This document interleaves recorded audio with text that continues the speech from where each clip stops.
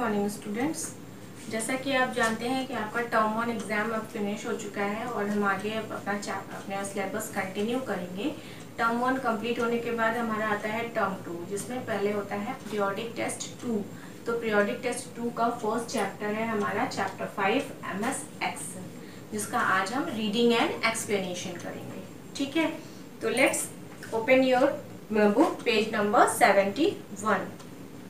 Microsoft Excel contains worksheets that are made of rows and columns that help sort data, arrange data easily and calculate numerical data. Microsoft Excel क्या है? जैसा कि सब लोग थोड़ा थोड़ा जानते ही हैं इस बारे में कि Microsoft Excel जो है वो रोज एंड कॉलम्स से में डिवाइडेड शीट होती है, जिसको सेल कहते हैं। जहाँ पे रोज और कॉलम इंटरसेक्ट करते हैं उन्हें सेल कहते हैं। तो ये जो एक्सेल शीट होती है ये पूरी सेल्स पे बेस्ड होती है और इसमें आप डेटा अरेंज कर सकते हैं, असेंडिंग डिसेंडिंग ऑर्डर में फिल्टरिंग कर सकते हैं, कैलकुलेशन कर सकते हैं और इसमें मेनली पूरा न्यूमेरिकल डेटा पे वर्क होता है। अकाउंट्स वगैरह में सबसे ज़्यादा इसका यूज़ होता है। What makes a spreadsheet software program unique is its ability to calculate values using mathematical formulas and the data in cell. MS Excel is a part of Microsoft Office suites. जो ये spreadsheet है, यानी कि जो आपकी Excel sheet होती है उसे हम स्प्रेडशीट कहते हैं। इसमें क्या होता है कि एक यूनिक एबिलिटी होती है जिसमें आप डेटा यानी कि मैथमेटिकल न्यूमेरिकल वैल्यूज़ को डाल करके उसमें कैलकुलेशन कर सकते हैं थ्रू फॉर्मूला।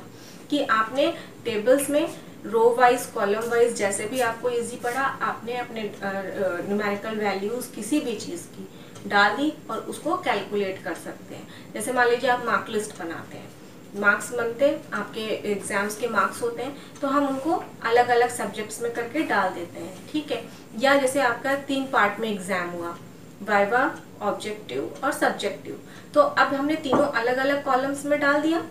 ठीक, अब हमें इन तीनों का किसी एक बच्चे का पूरा टोटल चाहिए कि इस सब्जेक्ट में उसका कितना हो, तो एक अलग कॉलम में हम उसमें फॉर्मूला लगा करके इन सारों को ऑटोमेटिकली ऐड कर सकते हैं। अगर आपको सब्ट्रैक्ट करना है तो आप सब्ट्रैक्ट कर सकते हैं, मल्टीप्लिकेशन करना है तो उसका फॉर्मूला डाल सकते हैं, जो भी कैलकुलेशन करना है आप उसको कर सकते हैं थ्रू फॉर्मूला और वो काफ़ी इजी हो जाता है। MS एक्सेल जो है वो माइक्रोसॉफ्ट ऑफिस का पार्ट है। Today Microsoft Excel is the most popular and widely used spreadsheet program, but there are also many alternatives. Below is a list of spreadsheet programs that can be used to create a spreadsheet. सबसे ज़्यादा popular इस समय क्या काफ़ी time से जब से आया है MS Excel, तब से सबसे ज़्यादा पॉपुलर MS Excel ही है। लेकिन इसके अलावा भी और भी स्प्रेडशीट प्रोग्राम्स होते हैं। कौन कौन से हैं आइए देखते हैं। Google sheets online and free, lotus symphony spreadsheets, iWork numbers, Apple office suit, open office, Calc free. ठीक है, ये सब भी आपके स्प्रेडशीट प्रोग्राम हैं। आपको भी सुन के अजीब लग रहा होगा क्योंकि ये काफ़ी रेयरली यूज्ड होते हैं, बहुत कम यूज़ होते हैं। ज़्यादातर लोग एक्सेल को ही यूज़ करते हैं क्योंकि वो काफ़ी कन्वीनियंट, काफ़ी इजी और काफ़ी पुराना है। ठीक है, टू क्रिएट अ वर्कशीट, कैसे हम अपनी वर्कशीट को बना सकते हैं। Click on start and then on excel 2016। अब हम पहले स्टार्ट बटन पे क्लिक करेंगे और MS Excel 2016 पे क्लिक करेंगे। अगर आपका डायरेक्ट शो हो रहा है तो, अगर आपको एक्सेल डायरेक्ट शो नहीं हो रहा है तो आप पहले MS ऑफिस पे जाएंगे और फिर उसमें से आप MS Excel चूज कर लेंगे। उसका जो भी वर्जन आपके में डला हो आप उसको यूज कर सकते हैं। Excel opens to a list of templates. Choose blank workbook और open a previous file. जब भी आप एक्सेल ओपन करेंगे तो आपके पास ढेर सारे टेम्पलेट्स ओपन हो जाते हैं। टेम्पलेट्स क्या होते हैं? बनी बनाए शीट्स, जिसमें आप तरह तरह के आपको डिज़ाइन और चीज़ें मिलेंगी। ठीक है, उसमें से आप ब्लैंक प्रेजेंटेशन भी चूज़ कर सकते हैं और या अपनी कोई प्रीवियस फाइल पे वर्क किया है उसको भी ओपन कर सकते हैं। थिंक अ वर्कबुक और spreadsheet file is shown in the figure. जो स्प्रेडशीट फाइल्स होती हैं कैसी दिखती हैं, वर्कबुक कैसी दिखती है, ये आपकी बुक में यहाँ पर शो हुआ है। ठीक है। Think of a workbook as a physical book with many pages. आप इसको ऐसा सोच सकते हैं कि एक वर्कबुक वो होती है जिसमें ढेर सारे पेजेस होते हैं। The file name book1 and the program name Excel appear in the title bar at the top of the screen. जो फाइल नेम होती है जैसे बाय डिफॉल्ट book1 और Excel जिस सॉफ्टवेयर पे आप अपना वर्क कर रहे हैं उस सॉफ्टवेयर का नाम बाय डिफॉल्ट टॉप पे शो होता रहता है। ठीक है। book1 और book2, book3 as so on is a temporary title for your workbook until you save the workbook with the name of your choice. book1, book2, book3 ऐसे करके आपके डिफॉल्ट नेम्स होते हैं स्प्रेडशीट के, जो कि आप अगर सेव नहीं करते हैं, किसी नाम को नहीं देते हैं, वहाँ पर डिफाइन नहीं करते हैं, तो वो ऑटोमेटिकली ऐसे ही सीक्वेंस में लेता जाता है। लेकिन अगर आप सेव कर देते हैं तो इसका नाम बदल जाएगा। जिस नाम से आप सेव करेंगे वो नाम आपके टाइटल बार पे शो होने लगेगा। A typical MS excel interface. अब कैसा होता है एक्सेल का इंटरफेस वो देखते हैं।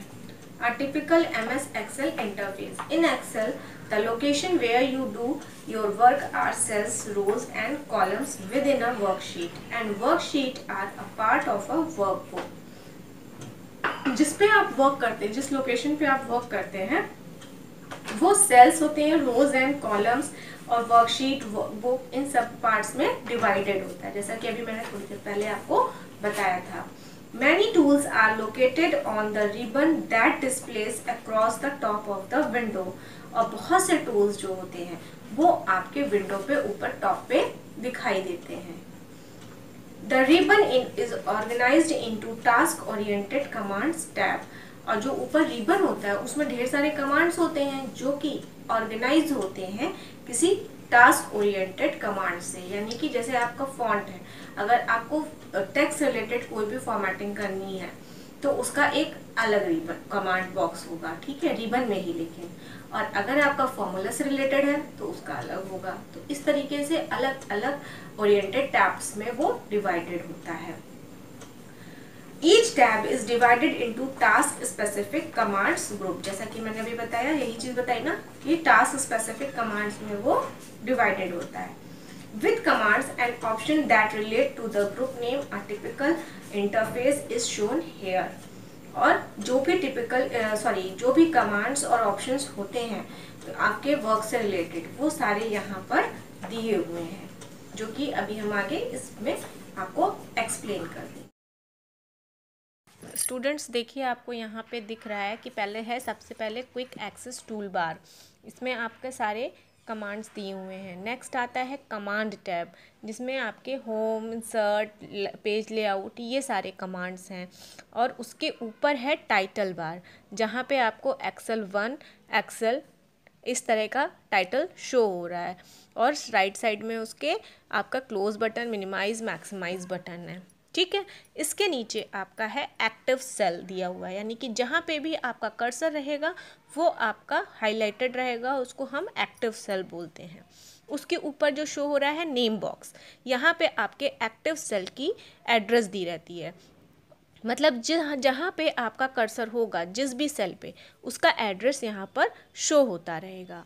उसके बगल में है फॉर्मूला बार, यहाँ पे आप अपना फॉर्मूला दे सकते हैं, जो भी आपको फॉर्मूला डालना है, ठीक।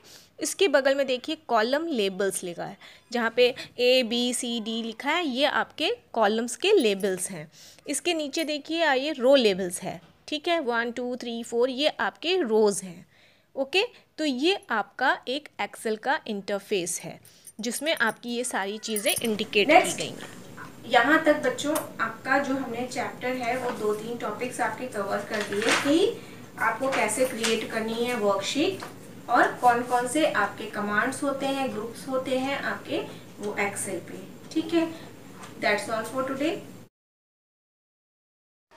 Students. This is your homework, today's homework. आपको इस इंटरफेस को अपनी होमवर्क कॉपी में ड्रॉ करके और लेबल करके अच्छे से मुझे भेजना है।